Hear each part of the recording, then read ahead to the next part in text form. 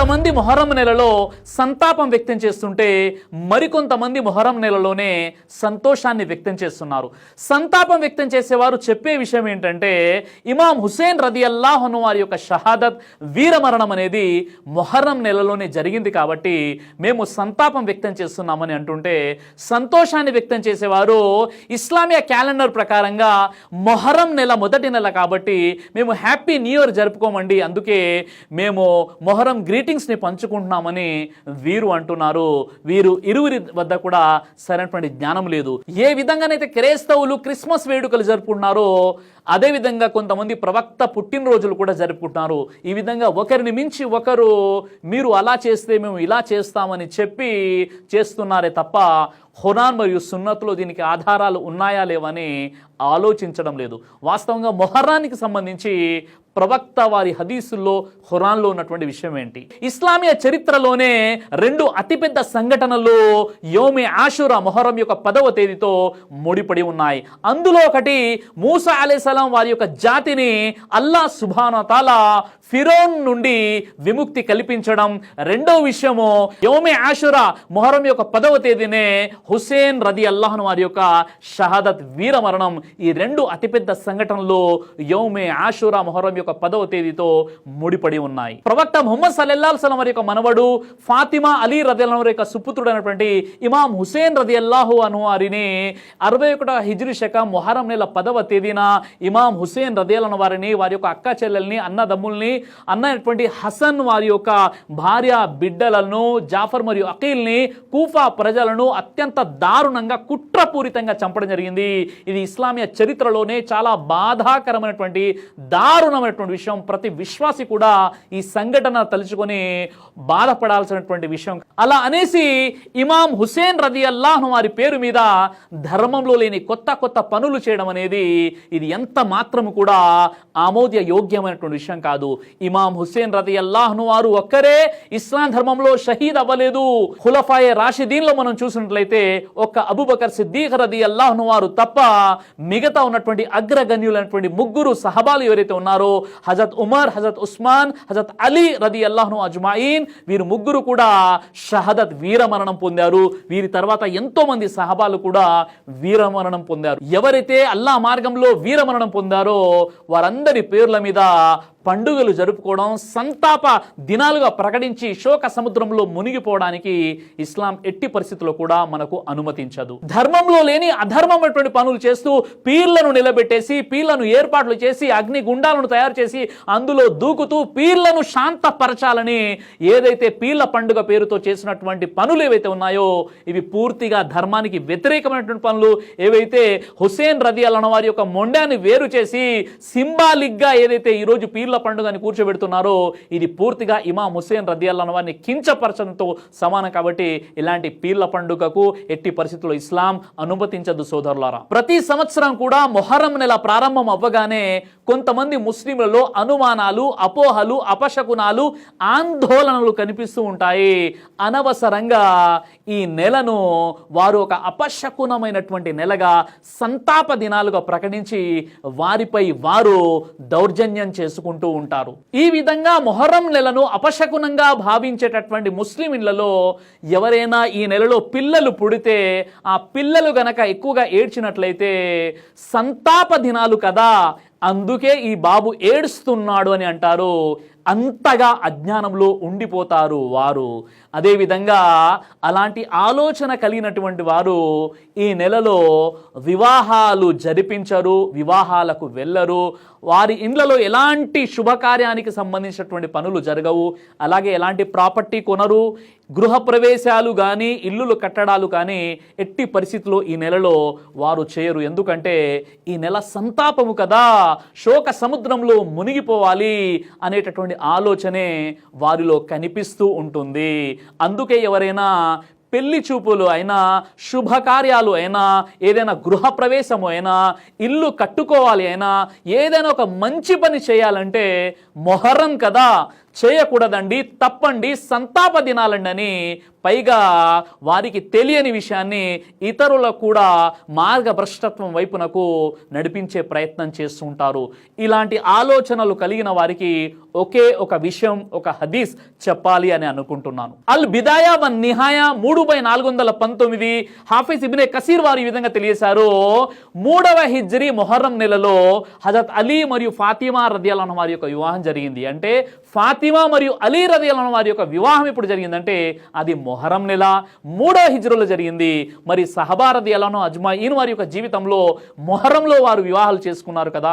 మరి అలాంటప్పుడు మీరు మొహరం నెలలో వివాహాలు చేసుకోవచ్చు, శుభకార్యాలు చేసుకోవచ్చు, భార్యాభర్తలు కూడా కలవచ్చు, అందులో ఎలాంటి అభ్యంతరాలు లేవు. ఎవరైతే మొహరం నెలలో వివాహాలు చేసుకోకూడదండి, శుభకార్యాలు జరిపించకూడదని అంటున్నారో వారి అజ్ఞానం కారణంగా అంటున్నారు. దీనికి ఎలాంటి ఆధారాలు మనకు ఖురాన్ సహీ హదీస్లో కనిపించవు సోదరులారా. అసలు మొహరం నెల అంటే ఏంటి, ఈ నెల యొక్క ప్రాముఖ్యత ఏంటో మనం తెలుసుకుందాం. ఇస్లామియా హిజ్రీ క్యాలెండర్ ప్రకారంగా 12 నెలలలో మొహరం అనేది మొదటి నెల. అంటే ఇస్లామియా క్యాలెండర్ ప్రకారంగా మొహరం అనేది ప్రారంభపు నెల. ఈ విషయానికి సంబంధించి ఖురాన్లోని సూరా తౌబా నంబర్ 9 ఆయతం 36లో అల్లా స్వతహాగా తెలియజేస్తున్నాడు, నిశ్చయంగా నెలల సంఖ్య అల్లా దగ్గర అల్లా గ్రంథంలో 12 మాత్రమే. భూమి ఆకాశాలను సృష్టించినప్పటి నుండి ఈ లెక్క ఇదే విధంగా కొనసాగుతుంది. అందులో 4 నెలలు గౌరవప్రదమైనటువంటివి. కాబట్టి ఈ 4 నెలల్లో మిమ్మల్ని మీరు అన్యాయం చేసుకోకండి అని అల్లాహ్ ఖురాన్లో తెలియజేస్తున్నాడు. అంటే ఒక విశ్వాసి అనబడేవాడు ఎల్లప్పుడూ కూడా ప్రతిరోజు కూడా పాపాలకు దూరంగా ఉండాలి. ప్రత్యేకంగా దేవుడు ఏ దినాలనైతే ప్రత్యేకమైనటువంటి గౌరవప్రదమైనటువంటి దినాలు అని చెప్పాడో ఆ దినాలలో అసలు పాపాల వైపుకే వెళ్ళకూడదని దీని యొక్క అర్థం. ఏ విధంగానైతే ప్రత్యేక దినాలలో మనము మంచి పనులు చేస్తే దాని స్థానాలు ఏ విధంగానైతే పెరుగుతాయో ఆ దినాలలో చెడు చేస్తే కూడా, పాపాలు చేస్తే కూడా వాటి స్థాయి కూడా పెరుగుతుంది. ఏ విధంగానైతే మీరు హుదుదే హరంలో ఉన్నారు, మక్కాలో ఉన్నారు, అక్కడ 2 రకాతుల్లో నమాజులు చదివితే 1,00,000 నమాజులు చదివిన దాంతో సమానం అని చెప్పారు. అక్కడికి వెళ్ళి ఒక పాపం చేస్తే కూడా ఆ పాపం యొక్క స్థాయి కూడా పెరిగిపోతుందని ధార్మిక పండితులు చెప్పారు. కాబట్టి ఈ పవిత్ర దినాలు, రోజులు ఏవైతే ఉన్నాయో ఈ రోజుల్లో మనిషి పాపాలకు దూరంగా ఉండాలని అల్లాహ్ సుబ్హానహు వ తఆలా ఆదేశిస్తున్నాడు. సహీ బుఖారీ హదీస్ నంబర్ 3197 హజరత్ అబూ బకర్ రదియల్లాహు అన్హు వారి ఉల్లేఖనం ప్రకారంగా ఇస్లామియా మాసాలలో 4 నెలలు గౌరవప్రదమైనటువంటివి మరియు నిషిద్ధమైనటువంటివి. అవి ఒకటి దుల్ ఖాయిదా, దుల్ హిజ్జా, మొహర్రం మరియు రజబ్. ఈ 4 నెలలు కూడా గౌరవప్రదమైనటువంటివి మరియు నిషిద్ధమైనటువంటివి, ప్రత్యేకమైనటువంటివి. ఈ 4 నెలలను ప్రత్యేకమైనటువంటి నెలలుగా పేర్కొనడానికి కారణం ఏంటంటే పూర్వం నుండి కూడా అరబ్బులు, ముష్రికులు, బహుదేవోపాసకులు ఎవరైతే ఉన్నారో వారు ఈ 4 నెలలను హుర్మత్ అంటే పవిత్రమైనటువంటి గౌరవప్రదమైనటువంటి నెలలుగా భావించేవారు. అంతేకాదు ఎవరైతే ఇబ్రాహీం అలైహిస్సలాం వారి యొక్క అనుయాయులుగా తమకు తాము ప్రకటించుకునేటటువంటి బహుదేవోపాసకులు ఎవరైతే ఉన్నారో వారు కూడా ఈ 4 నెలలను నిషిద్ధ మాసాలుగా భావించి యుద్ధాలు సైతం చేసేవారు కాదు. ఎందుకంటే ఇవి పవిత్రమైనటువంటి మాసాలు, ఈ మాసాలలో మనం యుద్ధాలు కూడా చేయకూడదనేసి పూర్వం నుండి కూడా అరబ్బుల్లో వస్తున్నటువంటి ఒక సాంప్రదాయం ఇది. సహీ ముస్లిం హదీస్ నంబర్ 1163 దైవ ప్రవక్త వారు ఈ విధంగా తెలియజేశారు, మొహరం అల్లా యొక్క మాసం మరియు రమజాను ఉపవాసాల తర్వాత ఘనత గల ఉపవాసాలు పాటించాల్సినటువంటి మాసం మొహరం అని ప్రవక్త ముహమ్మద్ సల్లల్లాహు అలైహి వసల్లం వారు తెలియచేశారు. మొహరం ఉపవాసాలు ఫరజ్ కానప్పటికీ ఎవరైతే మొహరంలో ఉపవాసాలు పాటిస్తారో వారు అల్లాహ్ యొక్క కరుణ కటాక్షాలకు అర్హులవుతారు. అదేవిధంగా మొహరం మొత్తం కూడా పవిత్రమైనదే అయినప్పటికీ మొహరంలోని 10వ తేదీ యౌమే ఆషురా, మొహరంలోని ఇతర దినాలకెల్లా ఈ ఆషురా 10వ తేదీ మరింత ఘనత కలిగినది అని ప్రవక్త మహనీయ సల్లల్లాహు అలైహి వసల్లం వారు తెలియజేశారు. సహీ బుఖారీ హదీస్ నంబర్ 1592 ప్రవక్త ముహమ్మద్ సల్లల్లాహు అలైహి వసల్లం వారు ప్రవక్తగా ఎన్నుకోబడినటువంటి ప్రారంభంలో యోమే ఆషురా అనేది ఫరజ్గా ఉండేది ఈ రోజు ఉపవాసం.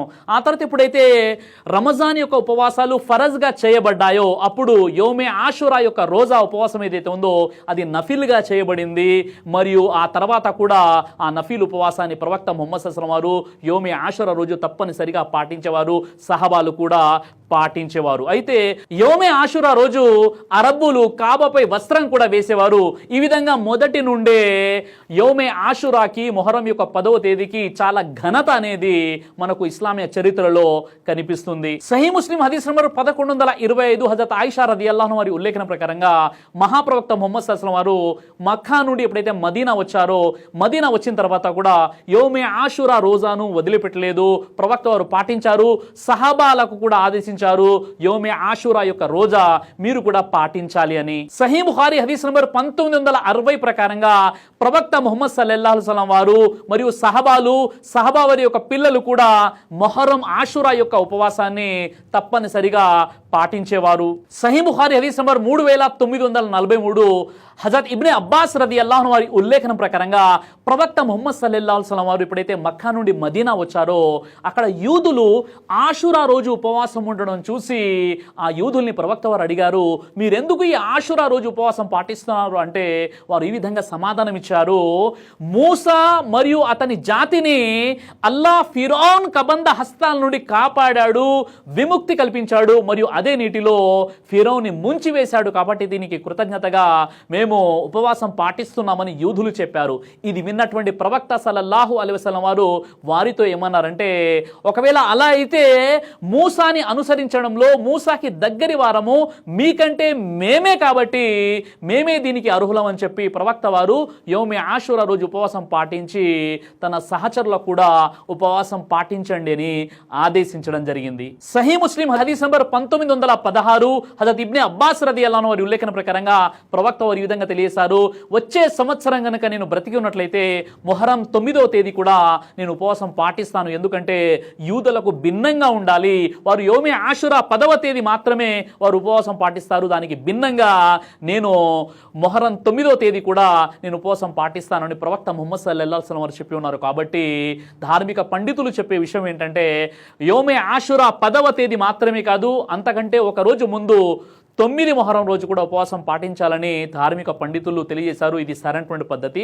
మరికొంతమంది చెప్పే విషయం ఏంటంటే ఒకవేళ 9, 10 ఉండడం మీకు కష్టంగా ఉంటే 10, 11 ఉండాలి అని చెప్పారు. కానీ సరైనటువంటి విధానం ఏంటంటే ప్రవక్త వారు చెప్పారు, ఒకవేళ నేను బ్రతికి ఉన్నట్లయితే మొహరం 9వ తేదీ కూడా, అంటే 10 కంటే ఒక రోజు ముందు మొహరం 9వ రోజు కూడా నేను ఉపవాసం ఉంటానని చెప్పారు. కాబట్టి మనకు ఉత్తమమైనటువంటి పద్ధతి ఏంటంటే మొహరం 9 మరియు మొహరం 10 మనం ఉపవాసాలు పాటించాలి. సహీ ముస్లిం హదీస్ నంబర్ 1162లో దైవ ప్రవక్త ముహమ్మద్ సల్లల్లాహు అలైహి వసల్లం వారు ఈ విధంగా తెలియజేశారు, ఎవరైతే ఆషురా రోజు ఉపవాసం పాటిస్తారో వారి గతించిన ఒక సంవత్సరం పాపాలు క్షమించబడతాయని దైవ ప్రవక్త ముహమ్మద్ సల్లల్లాహు అలైహి వసల్లం వారు తెలియజేశారు. అంటే ఈ పాపాలు అనేది గునాయే కబీరా కాదు, గునాయే సగీరా అని ధార్మిక పండితులు తెలియజేశారు. గునాయే కబీరా అంటే వ్యభిచారము, హత్య చేయడము, దొంగతనం చేయడము, తల్లిదండ్రుల అవిధేయత, పెద్ద పెద్ద పాపాలు ఏవైతే ఉన్నాయో గునాయే కబీరా, ఇవి కఫారా ద్వారా ప్రాయశ్చితం ద్వారా క్షమించబడేటటువంటి పాపాలు. కానీ ఇక్కడ సంవత్సర పాపాలు ఏవైతే ఉన్నాయో గునాయే సగీరా అంటే చిన్న చిన్న పాపాలు. ప్రతిరోజు మనిషి ఏదైతే కొన్ని చిన్న చిన్న పాపాలు చేస్తుంటాడో ఆ సంవత్సరం గతించిన పాపాలన్నీ కూడా క్షమించబడతాయి. యోమే ఆషురా అంటే 10, అదేవిధంగా మొహరం 10వ తేదీ ఎవరైతే ఉపవాసం పాటిస్తారో వారి గతించిన సంవత్సరం పాపాలు క్షమించబడతాయని ప్రవక్త ముహమ్మద్ సల్లల్లాహు అలైహి వసల్లం వారు తెలియజేశారు. అల్లాహ్ సుబ్హానహు వ తఆలా ఈ యోమే ఆషురా రోజా పాటించే సద్బుద్ధిని ప్రసాదించుగాక. కాబట్టి ప్రతి వ్యక్తి కూడా తప్పనిసరిగా ఈ 2 రోజులు ఉపవాసం పాటించేటటువంటి ప్రయత్నం చేయండి. అల్లాహ్ సుబ్హానహు వ తఆలా మీకు, నాకు, మనందరికీ కూడా ఈ యోమే ఆషురా ఉపవాసం పాటించేటువంటి సద్బుద్ధిని ప్రసాదించుగాక. ఆమీన్ యా రబ్బుల్ ఆలమీన్. దైవ ప్రవక్త ముహమ్మద్ సల్లల్లాహు అలైహి వసల్లం వారు తెలియజేశారు, కడుపుకు సంబంధించినటువంటి అన్ని రకాల వ్యాధులకు అద్భుతమైనటువంటి ఔషధం తల్బీనా. ఇది దైవ ప్రవక్త వారి సున్నత్, మంచి ఆహారం, ఇమ్యూనిటీ బూస్టర్, ఇందులో షిఫా ఉంది, ఇది మంచి ఔషధంగా కూడా పనిచేస్తుంది. కాబట్టి పిల్లలు అయినా పెద్దలు అయినా ఎవరైనా దీనిని ఉపయోగించవచ్చు. అలాగే ఖురాన్లో దైవం తెలియచేశాడు, తేనెలో మీకు స్వస్థత ఉంది అని. కాబట్టి స్వచ్ఛమైనటువంటి తేనె కోసం మీరు సంప్రదించండి. అలాగే షాహీ హల్వాను మీరు తప్పనిసరిగా ఉపయోగించి మీ దాంపత్య జీవితంలో మంచి అనుభూతిని పొందండి. ఇందులో ఎలాంటి సైడ్ ఎఫెక్ట్స్ లేవు. ఇది కంప్లీట్గా హెర్బల్ ప్రొడక్ట్స్తో తయారు చేయబడినటువంటిది. కాబట్టి ఇక్కడ కనిపిస్తున్నటువంటి ఈ నెంబర్స్కి కాల్ చేసి మీరు ఇప్పుడే ఈ ప్రోడక్ట్ని ఆర్డర్ చేసుకోవచ్చు. కొరియర్ ఫెసిలిటీ కూడా ఉంది.